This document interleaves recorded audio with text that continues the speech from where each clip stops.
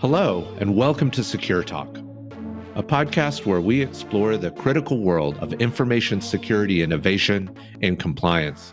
I'm your host, Justin Beals, founder and CEO of StrikeGraph. Together with our expert guests, we'll provide you tools and tips to help your business thrive in the rapidly evolving cybersecurity environment. Hello, everyone, and welcome to Secure Talk. I'm your host, Justin Beals. We live in a culture that has become dangerously obsessed with winning, not the healthy competition that drives innovation and lifts entire communities, but a toxic zero-sum mentality where success means dominating everything and everyone around you. This corruption of winning culture has infected our most powerful institutions, turning Silicon Valley leaders from community builders into digital conquistadors who view human impact as inconsequential compared to the scale of their economic kingdoms. Listen to today's tech titans, and you'll hear language that would make a Roman emperor blush. They speak of winning at everything, of accumulating trillions, not just in dollars, but in digital beings they'll create to serve their vision of the future.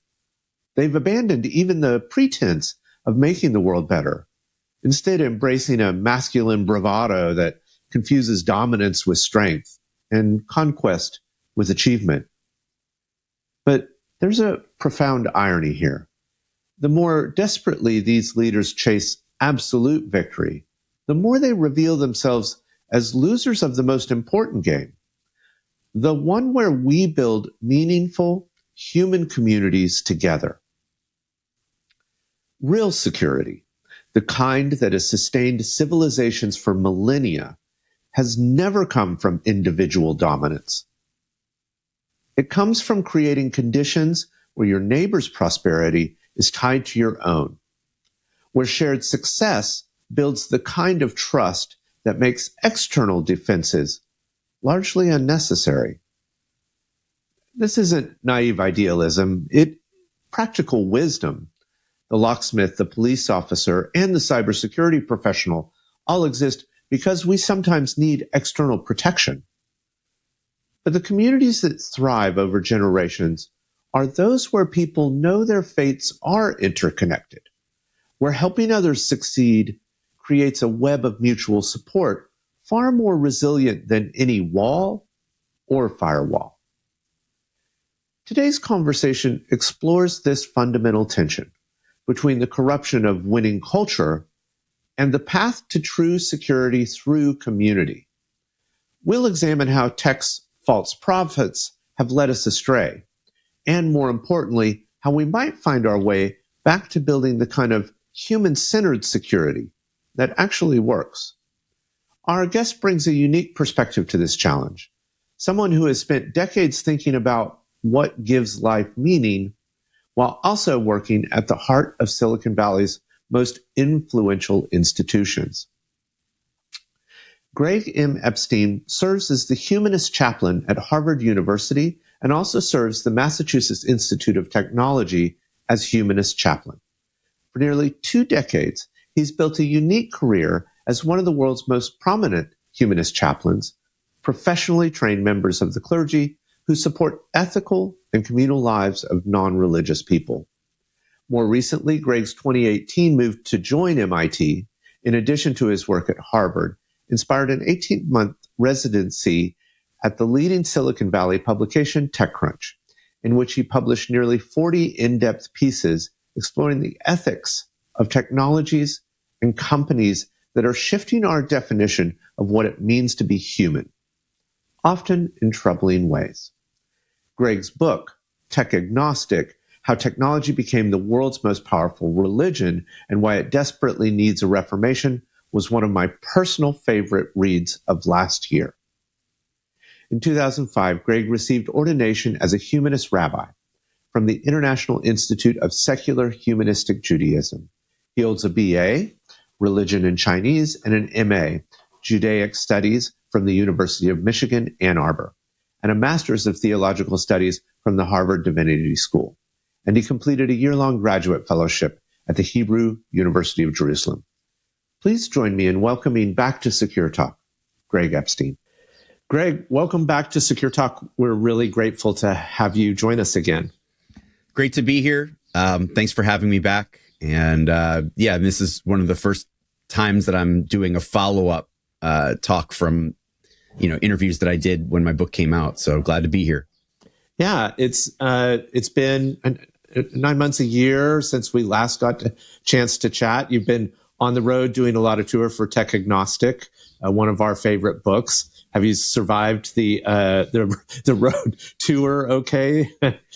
It's interesting. The media has been basically destroyed in the last few years. And so talking about a book in general now felt very different to me than my previous book, which, is a little over a decade ago now, and very, very different media landscape.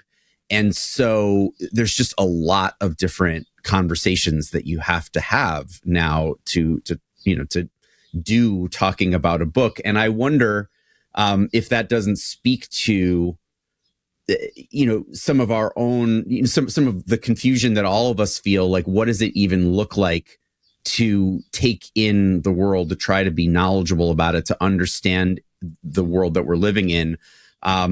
When the media is so diffuse, it's either like death by 1,000 cuts, like you can try to subscribe to 100 newspapers, follow a billion podcasts, or what you can then end up doing, if not that, unless you're like, let's say you can also be like a New York Times devotee or whatever, right? Where you're just like, I'll read everything there, and that's pretty much all I'll read, which is like my mom. But not too many people that I know these days are doing that, right? My mom will still send me clippings from the New York Times physical paper. But then if not one of those two options, and you actually care and you want to be informed, you're basically letting the algorithm guide you, right? You just sort of go online and you allow the spirit of the algorithm to move you and to send you its blessing in the form of whatever news story, it thinks that the world has cooked up just for you. And that's a pretty scary place to be. I was driving with my family the other day, and we're listening to some music. We put on something that one of my kids requested. My kids love rock music. And then, my wife and I decide we want to skip forward a couple songs. Right. And my son says, no, let the algorithm do its thing. The algorithm is good. It's good. And it's like, that's a scary thing to hear. But that's the position that we're in. That's the big takeaway that I have from getting out there and promoting a book that's about algorithms is the extent to which we're all deep in their waters right now. It does feel flipped a little bit. Like I'm constantly reading how to impact an algorithm, or to get, from a marketing perspective, be seen essentially through the lens of the internet. And I think you're right. Like, it's become so easy to put information on the internet that we can't consume, all the barriers to distribution have kind of fallen through. And now the landscape is wide open. A little terrifying, because we're hiring algorithms to filter that for us at the end of the day. Right. One of the things that I get the sense of is that any kind of virality at this point is highly manipulable.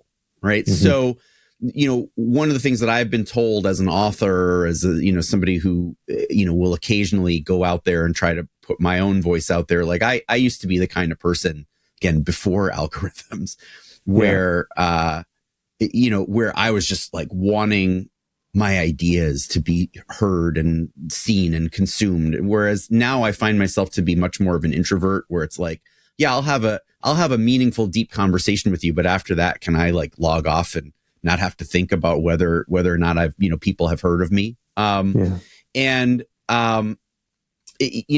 There's this sense that,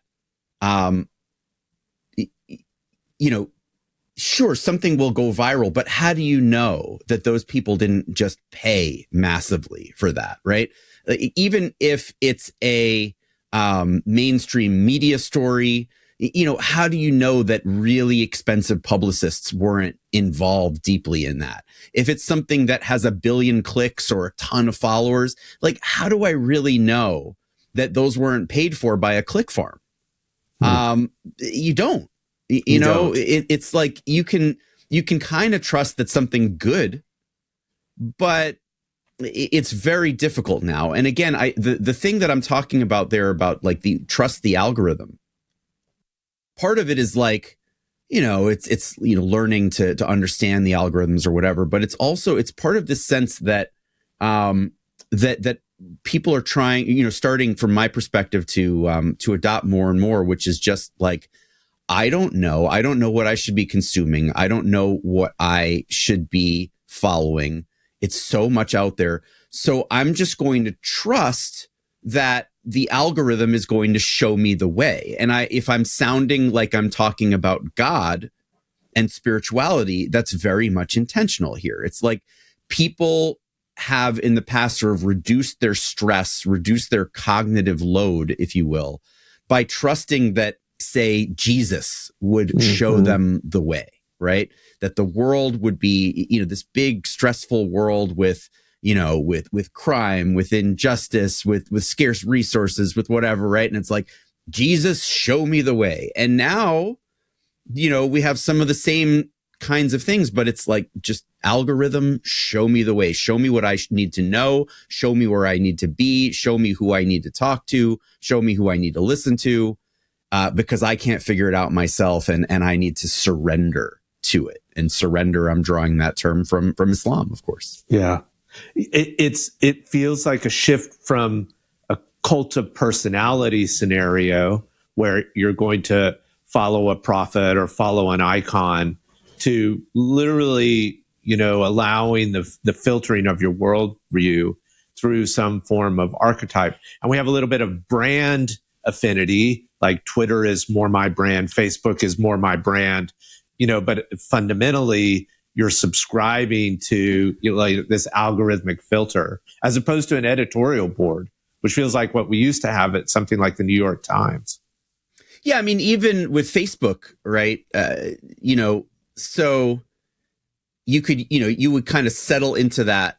This is, 10, 15 plus years ago now. I mean, it's a generation ago now for those of us who are, kind of old like me. I mean, I'm late Gen X, just before the millennials, but, it's enough to feel old these days. Anything, above, being in college yourself can kind of, you're kind of looking at this stuff bewildered. But like Facebook, you would make that your digital home. And they at least had to purport to sort of care about you as the user, right? This is something that I talked about a lot in the early publicity for Tech Agnostic. The idea that when I was a congregational organizer, I wanted to bring the world closer together for non-religious people and allies, but that wasn't my phrase. That was Mark Zuckerberg's phrase, right? Right. That they had to act like congregational or community organizers in this way that really struck me as somebody who was literally doing that. It was like, whoa, Zuckerberg and his whole crew, they're using the same language that I'm using. What's up with that? Whereas now, I mean, it's just sort of transparently like you do not hear that from them. There is no such effort. There is no interest in that whatsoever. You go on Facebook. I keep mine open because it's like, it's just sort of interesting to see what it's become. It's just this algorithmic slop. It's just like, we're going to show you a video and we're pretty sure you're going to like this video. And we're just going to show you more and more of it in the hopes that you'll spend time here so that we can sell advertising to you. And it's kind of crass, like that's what we're doing here until we create God. And in which case, at that point, we'll inform you that we've created him and then you can begin to worship. I mean, that's all that site is good for now. And it's basically, it's still like a $1 trillion site or $500 billion site or whatever. It's just nothing real is happening there. I mean, they've gone. The snake is eating its tail. It's such a bizarre story when I think about Facebook and them getting caught, essentially inventing individuals on their platform that are AIs that behave like people you would interact with to keep you clicking and interacting with them. You know, Facebook used to have a concept where their greatest value was the fact that they had real people connected. And they've jumped the shark so hard that they had to invent people to keep the cycle of attention gathering going. Yeah. Of course, there was the scandal, and I can't even remember all the details. There's just been too many scandals, Justin. But this was the one where they had like the black person that they had invented, but they didn't actually consult any black people. Yes. In the creation of this person. It was just like, yeah, we just kind of made up what we think somebody would act like, right? Because we know. Yeah. And yeah, I mean, it's the thing that really strikes me, and again, I'm a chaplain in my day job at Harvard and MIT, and I have been at Harvard for 21 years now, and I've been serving non-religious people, of which I am one myself. So, it's sort of a unique career. And one of the things about a chaplain is that, specific people can come and talk to me, and I'm not allowed to pass on any identifying details from those conversations whatsoever. But I can give you sort of general impressions from over 21 years. And one of the general impressions that I have of like a lot of the people who've gone into that company in particular, companies like it, and with real notable exceptions, it's like there were a lot of people that went into that field of creating social media for billions of dollars that just they themselves really struggled to relate to other human beings. They themselves really struggle to feel any kind of compassion or warm feeling, at the end of the day, in the sort of peaceful, quiet of their own room or their own home, any sort of love for themselves and therefore for most other people. And so, the best that they could do in many cases is just this feeling of like, what I can do is win. I know how to win. As a kid, I was taught to win, and I did it. And sometimes I didn't do it, but in other times, like most often when it was like nerdy contexts, I figured out how to win things. And that at least gave me a kind of simulacrum of feeling good. It gave me the feeling of being respected, perhaps, or valued by my parents, my teachers, my peers, whatever, like, hey, there goes a winner. And so I just want to replicate that feeling again and again throughout my life, because I don't have any confidence that just warmth and self-sacrifice and loving vulnerably, is going to get me anywhere.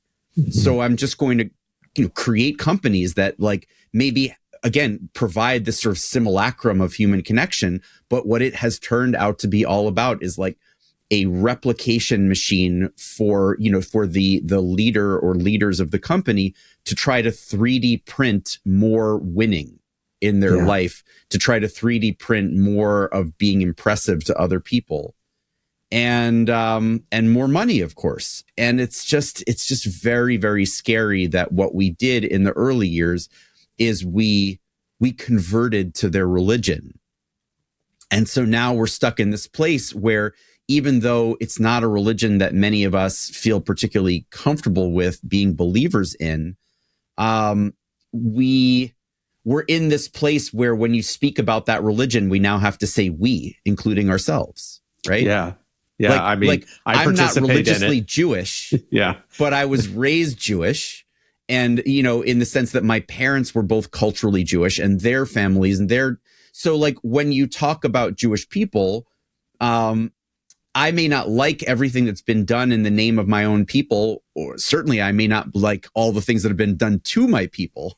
Right. But when you talk about those people and I talk about them, I have to use the word we. Well, now we all converted so quickly to the tech religion, to the digital religion, that whenever we talk about tech believers and people who are worshiping at these tech altars, like, we have to use the word we. I mean, you can't separate yourself from it anymore.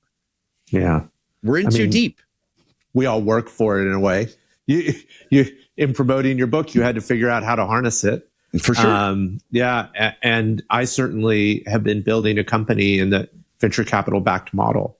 You know, our point, our focus is to generate economic value, of course. But I think what in that winning attitude, that constant winning attitude, Greg, that is so frustrating, is that when we only worship winning, we lose sight of the actual value of competition, which is that we have a foundation, like a cultural foundation to work from. And then competition is there to allow us to improve everyone's lives, like together, you know, not only one. Like, we celebrate the great athlete that has struggled hard and find inspiration in it, especially when they're gracious, you know, at the achievement. That community lifted them there. But the tech entrepreneur attitude of I built this is just wrong. I struggle with it. Yeah. I mean, it's, you know, so when I talk with my kids, I really enjoy the idea of just telling them, like, oh yeah, you win, I lose. And I like to kind of take a perverse pride in that, like, that it's really nice to hear them say, like, I win, I beat you. And I, you know, having more years of experience, like, get to, like, smile and say, like, you win, I lose, because it's just so counterintuitive. It's like, there's a real deliciousness to the idea of, like, hell no, I'm not going to try to win everything in my life. You know, I am old enough to know that that's toxic, that is dangerous, that's, you know, the minute I sign up for, I need to win everything, I need to score every point, I need to, you know, receive every investment, and make every profit, I'm slowly but surely making myself into a supervillain. Mm-hmm. And so, you know, the best moments in many ways that I've had in the past several months have been these moments of sort of learning to enjoy the parts of life, as, you know, anything that you try to do to advance anything that you're trying to advance. You're going to have lots of moments of failure and loss and whatever. And, yeah, to enjoy that, to be like, yeah, you know, didn't win that. But had fun doing it. And I'm not saying that I've had, you know, every moment has been like that. You know, I think I'm aware of that because I'm also aware of the pain of, like, hey, you know, in my case, it would be like, hey, how could that article not have quoted, like, hey, you did an article on, like, religion in the tech world, and you know, like, could you have thought to call me, you know? Which I've had to think about, like, something that I've seen in the New York Times or the Atlantic or whatever, you know, from time to time. But it's, you know, it's still like, yeah, you know, it's this feeling of, like, whatever it is that you do, you're gonna have moments where you're not going to feel like it's your day, and, like, learning how to take joy in that, learning how to, like, smile and be like, yeah, that just gave me another opportunity to prove that I'm still alive and I'm worth more than just this victory, is, like, one of the things that we most desperately all need these days. One of the things that I wanted to catch up with you on, because I find the concept of religion in a way to be very dramatic. It has, over human history, lots of tropes and cycles that we see a lot. And I feel like one of the prophets of the tech world, Elon Musk, has especially been in this cycle, lately. The fallen prophet story, should we say? And of course, it's tied up in a lot of drama. But I'm curious about, when your spiritual leaders fail you, so to speak. What's the moment of self-reflection? Where's the guidance opportunity for us to improve? What a story that guy is. Know, right? And, talk about somebody who ultimately has allowed his own life to be swept up in the algorithm of things. That he too has just been guided, I think, constantly over decades of his life by please let me do whatever I might do to be maximally a winner. And of course, the painful irony is that, you can try to win a specific thing, but if you just want to be a winner at all things, in all places, at all times, in all of life, the more that's your personality, the more you become what most people would consider to be a giant loser. And so, again, one has to really learn how to embrace losing and be joyful about it. But anyway, so I do this thing in Tech Agnostic, which you'll recall, but I'll remind readers of it, listeners of it rather, that where I have this sort of 10-section big chapter towards the beginning of the book. It's chapter 2 of the book, and it's on tech doctrines, right? Each of the chapters of the book is a comparison between a different aspect of tech and a different aspect of religion. And this is the doctrine, meaning like the specific beliefs of the tech world. Like you've got your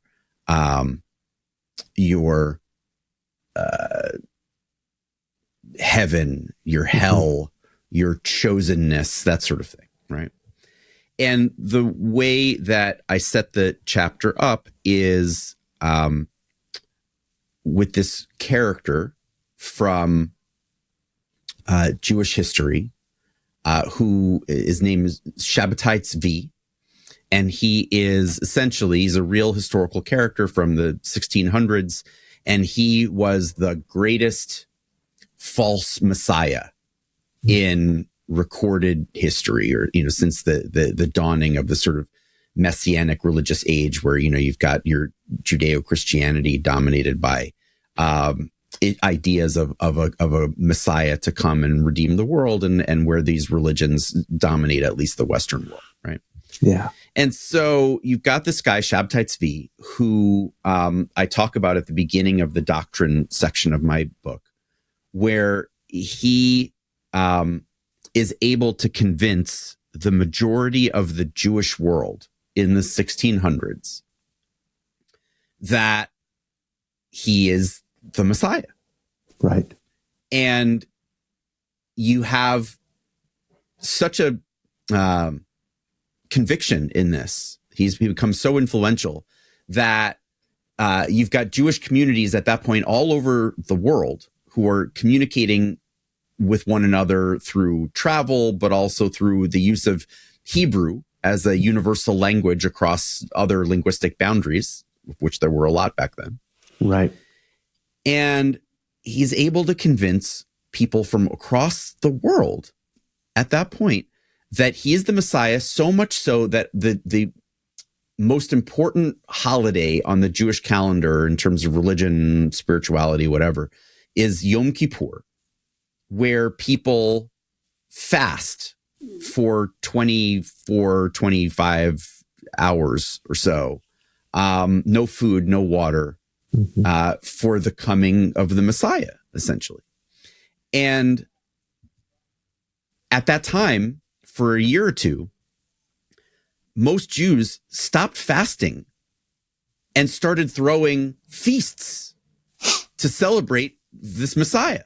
But then, of course, what happens is the Sultan of the Ottoman Empire finds out, and sultans don't like it when there's another Messiah besides them, or that they don't control. And so he, calls Shabtai Tzvi in and says, so you're Messiah, huh? You're actually just going to convert or die. So which one is it going to be? And you know, he didn't die at that point. So, you know, you get the idea. The point is, like, are we having a messianic moment for Musk now where, like, you know, you do enough of sort of empire building, you know, he had this moment. Mm-hmm. This is just a few months ago, right, Justin? Right, like, just you a few believe months like ago. how like just several weeks ago. What, I don't know the date. You can find the date and put it on there. But you know, Donald Trump assembles his first cabinet meeting. Yep. And Musk will not sit down or shut up. And you know, he's taken over the government of the United States of America at that point. Right. I mean, he really had taken it over. Like, the cabinet had been assembled, and Donald Trump, the president of the United States himself, could not get Elon Musk to either sit down or shut up. And now, as we speak, in early June, 6 months he's later, essentially been banished. Yeah. And, you know, he had his kind of, you know, the British comedian Eddie Izzard has this famous routine about cake or death. Would you like cake or death? Right. And, you know, he was finally given like his cake or death moment. Like, would you like to continue being a wannabe trillionaire? In which case you'll need to get out of here. Yeah. Or not. And it's really like the question that I ask in the book is, how does one know that a Messiah is real? Because in a moment when you're engaging with messianic ideas, they'll inevitably be presented in a way that will be convincing to a lot of people, right? I mean, you know, if it's not convincing to a lot of people, then it's just one of those false messiahs that just doesn't go very far, of which there have been many in history. Yeah. And they even date back. We see them in the Dead Sea Scrolls, which are scrolls that were discovered in caves in Palestine in 1942. But, you know, we have scrolls from thousands of years ago where there were a lot of, you know, other messiahs besides Jesus that people were talking about back then. And you just never hear of them. But, you know, a lot that you do hear about, and it's like, how do you know that thing is false? Now it's AGI. AGI is coming. The singularity is coming. It's going to come later this year. It's going to come next year. Kevin Roose is writing about it in the New York Times, right? Like, hey, I've been testing this stuff out and, you know, maybe I'm wrong, but I think it's going to be later this year or next year that artificial general intelligence just shows up. And like, okay, Kevin Roose is a New York Times staff writer and I'm not. So, you know, of course he's right. But like, is it? How do you know? Well, you know, back to the fracturing of our ability to bring good media together. I think I'll tell you something that I fundamentally think about consciousness and how like human beings engage, where we think about AGI, is that the large language models that we play with today that seem to know so much and be so real, you know, the thing you call this like has a spirit, or we follow, or we're putting all these names to, it is a purely systems to feeling thing. It feels that you would like it if it said these types of things. Like if I have to anthropomorphize what is inevitably ones and zeros in a big database. And our interface of language, so much of it is online, has now been hacked by a machine that we can put in the middle. But there's no intelligence as we would describe it, even from the perspective of like a fly or a dog on the backside. It could like act like a chess champion, but in depth, you know, it doesn't carry the same characteristics because it's the wrong kind of body. Its body of data is to be a chess champion alone. Yeah. And I mean, I think one of the really big problems with this is that along with the algorithmification of our entire society, right? Which is, I mean, really, it really is like a massive cult takeover, Okay. I'm not fucking around when I say that, like I've been accused a little bit online of like, oh, well, by like, there was a cult, a religious scholar who was like, don't use the Kool-Aid, drinking the Kool-Aid metaphor, because, you have to understand that like the people who drank the Kool-Aid that's like a real political and social example. And, there were specific details about that aren't, don't translate to what you're talking about. So don't use that example. Because, for those of us who actually study what happened when people drank the Kool-Aid in Jonestown, like, what you're talking about isn't that. It's like, okay, sure. But by that logic, like, we can't make any historical comparisons whatsoever. I mean, in the sense that, like, I get that there are certain historical comparisons that aren't valid, but this one, I'm saying, like, people have come to very strongly held beliefs about what it is to be human and what it is not to be human in a very short period of time. And they've come to those beliefs in a way that has been heavily manipulated by very charismatic leaders with very strong ideological content to their remarks, to their whole message, despite the fact that they're sort of present themselves as not having such a thing. Like, just like a cult leader wants to come across as like just a regular guy, but no, but follow me, right? You don't come out and say, hey, I'm a cult leader, because then your people fire you, right? But if you come across, and if they say like, oh, that guy, he's such a regular guy, like we've got to do what he says because his message is so important. Like that's cult leadership, right? So in that kind of society, it has become a lot more rare to have meaningful, back and forth, regular conversation with other humans in which we do some of the things that are not just core to what humans do when we talk to one another, but best about what humans do when we talk to one another. So like, hey, how are you? And when I say, how are you? I actually have time and space to hear about that for like an hour or more. Like, not just like, hey, how are you doing? As you pass somebody on the street, right? But like the ability and dedication that people have to like sitting with one another and really talking about how you feel, what your life is like, what you want your life to be like, what you fear, what you are, what you're angry about, what you're sad about, what brings you joy, what you're wondrous about, like these are all like, we don't have many of these conversations anymore. And so instead, you have these very like algorithmic kinds of conversations.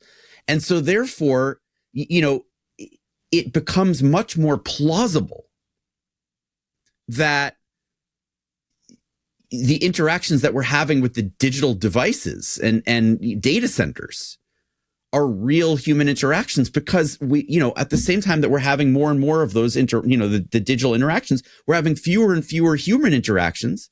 And so we just don't know what we're missing. Yeah. Yeah. It's, I certainly like deeply value, opportunity to, meet with our colleagues. And I do think some of this is post-COVID stress in a way, right? Like we got shattered and we reached out to tech as a method to connect. And in between each other was a corporate interlocutor, right? Someone that designed an algorithm for an economic outcome. I see a place for all these tools, like they can be very powerful. There's a lot of opportunity, but along the way, we quit thinking about how we do good with them. We didn't make it a part of our cultural download in the tech industry anymore. I mean, as little as like 18 months ago, you couldn't do a startup unless there was like a cultural good story. about how you're going to make the world a better place, not just valuation. Yeah. So you're saying that from your perspective as somebody that watches this world, like even the pretense has gone by the wayside? Yeah. I mean, when Zuckerberg got on Rogan's podcast and started talking about how they needed a more masculine company, I was like, how stupid is this? Like, what brain programming are you trying to buy into? What happened with just building a great organization that allowed people to talk from around the world that couldn't communicate in the past? That was good enough. Yeah, I mean, I think if I could try to translate Zuckerberg there a little bit, there's something about that conversation that's interesting to me. I mean, there's very little about Zuckerberg's actual work that's interesting to me. I don't think that he makes a single product that I'm interested in, or that is good for the world. I really don't. I don't think so either. But I will say this, like, so, in this country and in sort of Western society, Western being a catch-all term that doesn't really mean anything, of course, but, Western, by the way, it implies a kind of God, in the sense that, like, only if there's like a God, looking at the universe and looking at the earth from the perspective of the sun or wherever, would that divinity decide, like, okay, that's the Western side of that planet and that's the Eastern side. Right? So you have to create a perspective, something outside of us that's greater than us. Yeah. But anyway, with those boundaries. As a humanist, like none of that language makes any sense to me. But it's what we've got to work with. So anyway, so Western society had really screwed up gender very, very badly in the last few hundred years. We created so many hierarchies of power, so many ways of oppressing and being oppressed, that all come down to, like, you're a certain kind of man, and so your role is to either oppress or be oppressed. It's been doom for the people who've been oppressed by those hierarchies, but it's also been really, really lousy and constricting in sort of low key or harder to identify ways, even for the people who've been doing the oppressing. It's been extraordinarily corrosive to our sense of ourselves as anything other than machines who are built to be strong and invulnerable and oppressive to others.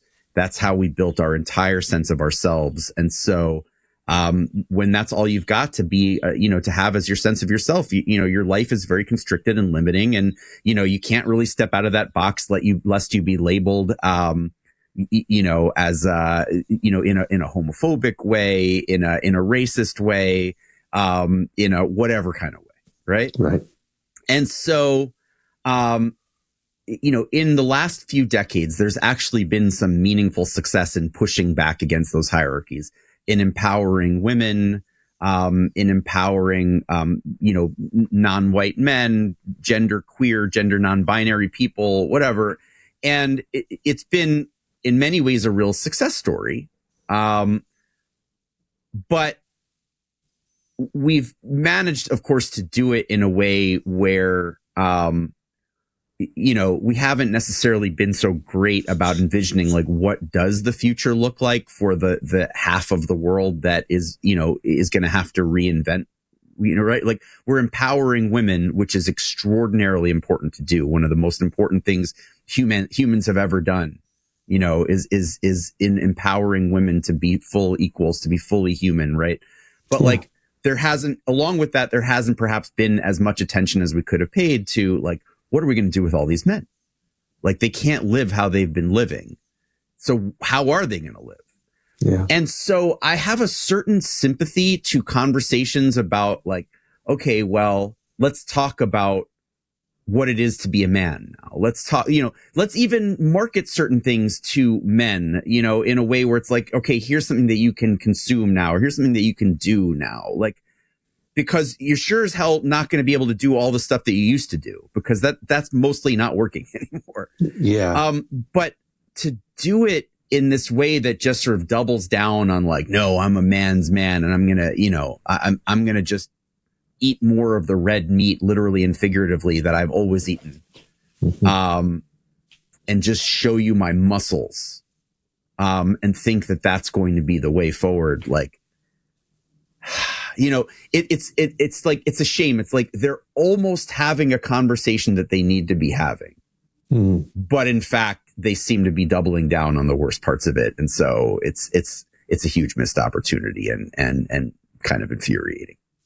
Because we could be a little more like, I think this idea, to your point on like Western idea of we must win, everything is a competition, with the archetype of gender layered into it, is coding the language for you've got to be a winner. And then along with it comes all the baggage. And at the end of the day, I think what you're expressing and I've tried to express is, on both sides of the conversation, we need to think about lifting up humanity. And like, we're participants together. We need to change how we engage because it's been wrong. I think we in the tech industry had a big heartache about hiring more diversity on our teams, for a decade. And I, for one, really strove to work hard at it, to create a bigger, broader team. But we had challenges where people thought of it as a battleground and not an area to build a new cultural archetype together. It was challenging for all of us, Yeah. Greg, I think the one thing that I'm kind of curious about a little bit is just the reception for the book, as you've talked to people and met with them. How do you feel now being able to share your new cultural archetype and coming back around? Yeah. I have a lot of mixed feelings about it, Justin. I'm really glad I did it. I'm really glad to have written Tech Agnostic, and there have been some really extraordinary conversations because of the book. And I love talking with you and people like yourself, and being able to dive into what's really wrong so we can try to get more of what could be really right about being human in this kind of digital age. I would say that that the most important conversations that I'm looking forward to having now are probably with religious leaders and communities, but including humanists like myself. I even though I define as non-religious, like I'm saying sort of like, I want to convene people, whether traditionally religious of one kind or another, Christian, Jewish, Hindu, Muslim, Buddhist, etc., or sort of coming from more of a moral or spiritual perspective in a community as well, like a humanist or what have you, who care about what it is to be human and care about coming together with other humans who care about that. To say, look, we're in the midst of a revolution, we're told, but, revolutions are often pretty bloody, and sometimes for the good and other times not so much. And so, what kind of revolution do we want to have? And when can we collectively say enough is enough, enough is too much? That is the kind of conversation that I feel like I've still, several months in, what are we, like 7 months after the launch of my book now? I still feel like I'm just scratching the surface of like what kinds of conversations I could have with people, need to have, want to have. So it's, it's sort of daunting because it's like, yeah, I could have a book and, I spend 5-6 years writing it and it, wins a few awards and I get to have a lot of cool conversations, but like that I don't know. I mean, like that, I'm kind of meaning driven. I'm like, okay, like, but what is that all for? And so it seems to me like there have been so many scary and uncertain changes in the world in these past 5, 6, 7, 8, 9, 10 months that that I don't know where it's all headed to be writing about and talking about these things. But I do believe that I can have conversations now with people who are sincerely faithful people about what we could call hubris. I mean, a technology that is trying to marshal trillions of dollars of resources to do things like end death as we know it, which you'll hear from people like Ray Kurzweil and other singularitarians. Yeah, these are not uninfluential people. Kurzweil was, among many people will tell you he was a leader or even the leader of the design of Google's Gemini. Mm-hmm. End death as we know it, create trillions of digital beings, annihilate all human beings within this century if it goes wrong. That we have to invest everything that we have in these trillions of beings that AI will create in the future. Mark Andreessen will tell you, because if we don't, then that is akin to mass murder. He says in the Techno Optimist Manifesto, Andreessen does, we believe any deceleration of AI will cost lives. Deaths that were preventable by the AI was prevented from existing is a form of murder. And so it's just like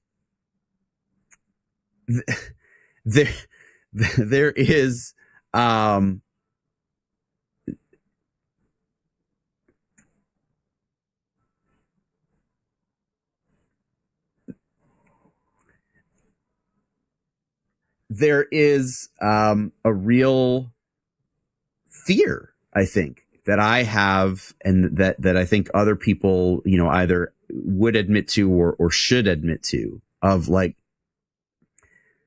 we're on a train, it's driving real fast. And, if it gets to where it says it's going, then, there'll be a lot of gold at the end of that track.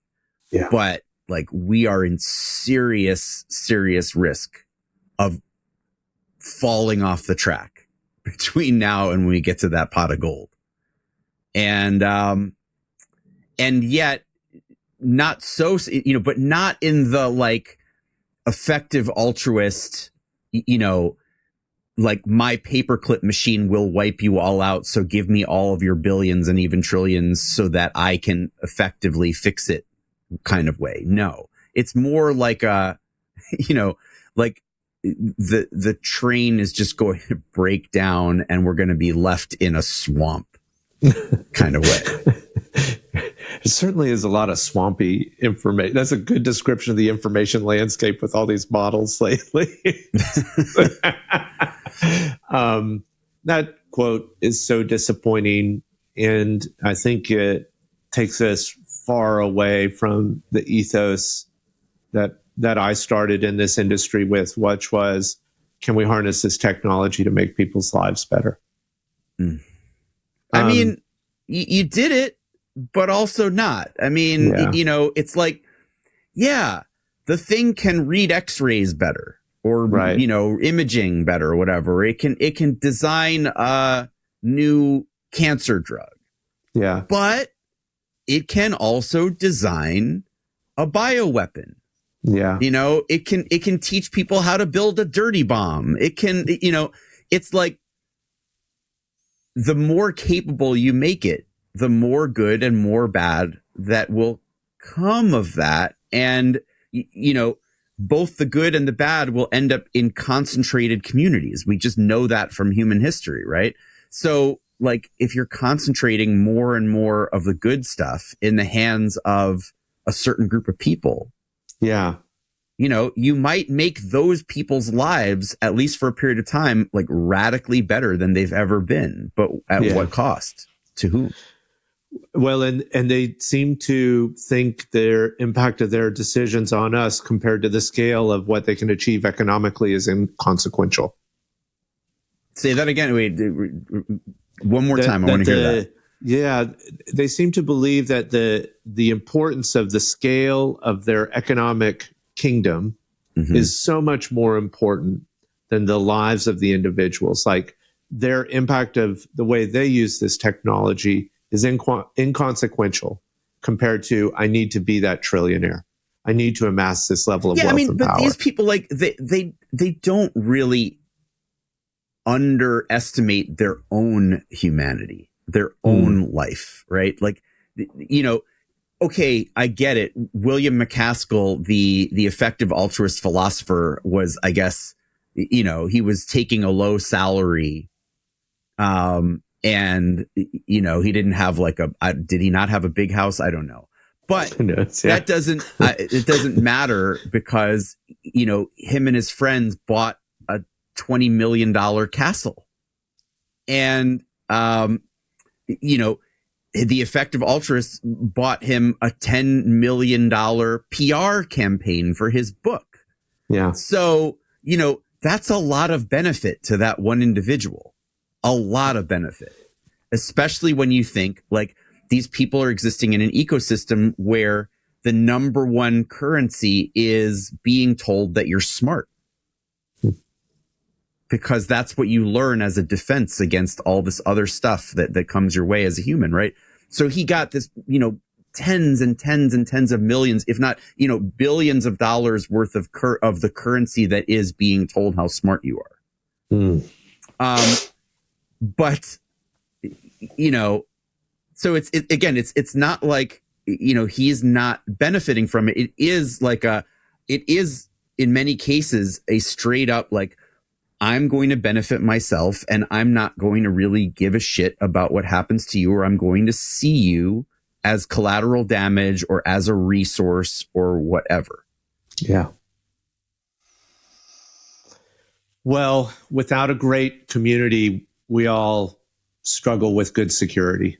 And I think that's why we've been so excited to keep talking with you, Greg, because the cultural connectivity that could make life better, us connecting as humans, being able to have more meaningful experiences culturally as humans, no matter what the community, I kind of hope for. And I think you give us some guidance in our tech industry about how to consider what we should want to build. And I think, I guess I have to hold out hope that change is deeply possible as long as we work towards it. Maybe these conversations are a good starting point. The last thing I want to say is, one of the reasons I really enjoyed our first conversation and I realized like I'm really glad to be on a podcast that allows somebody like me to talk about this stuff, but in the name of security at a kind of awkward time, because I'm about to make a couple announcements that I can't quite break on this podcast about what I'm doing next and where I'm taking the research that I put into tech agnostic. I'm fairly excited about, but it's just sort of not quite there yet.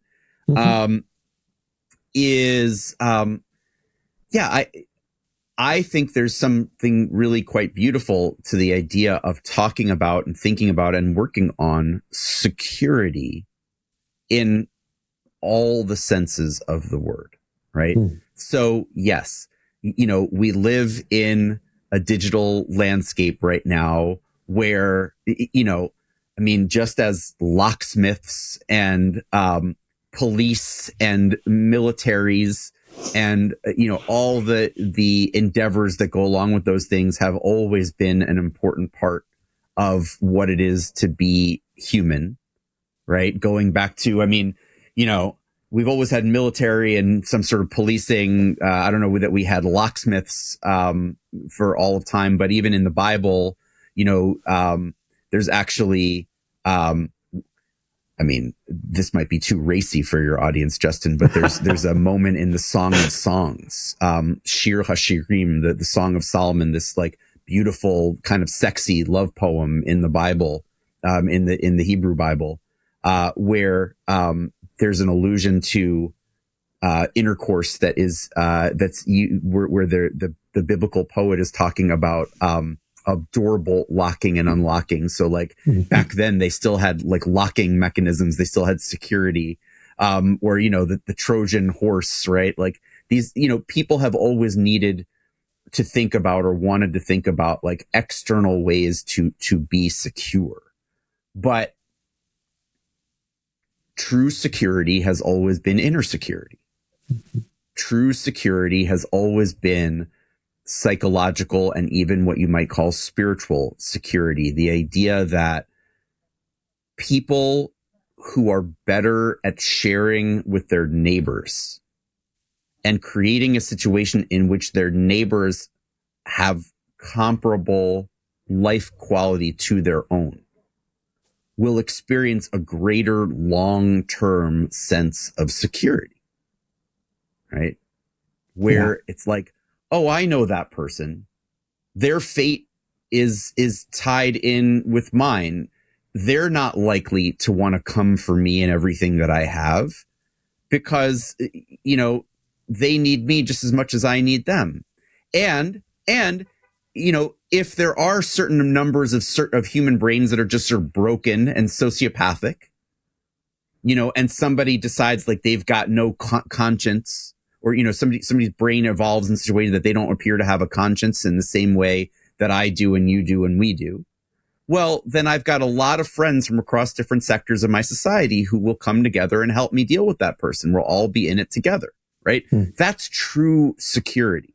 So I would just say to your listeners, your community, which I'm sure are thoughtful people, like, you know, most tech people aren't like these sort of crass, manipulative, like, let me win at everything, let me become a trillionaire kinds of people. Like most tech people are just people that get good at a skill set and they go into a field and they get a job and now they're doing the job and they're just humans, right? But we're talking about, you know, who tends to evolve to be the leaders of these fields that have evolved to be the leading institutions of our entire society. And so I would just say to your audience, like, what are you doing to be a secure human and to build a multi-stakeholder secure community that will maybe eventually put you out of a security job, but in the meantime will make you a much more trusted authority within your field, and will just give you a sense that the life that you're living as a professional will be a life that's worth living. Greg, truly inspiring again. And actually, I needed this conversation this Monday. It's been timely for me as a human being. And I'm always grateful to connect with you. Thanks for joining us today on Secure Talk. Thank you so much for having me. It's a pleasure.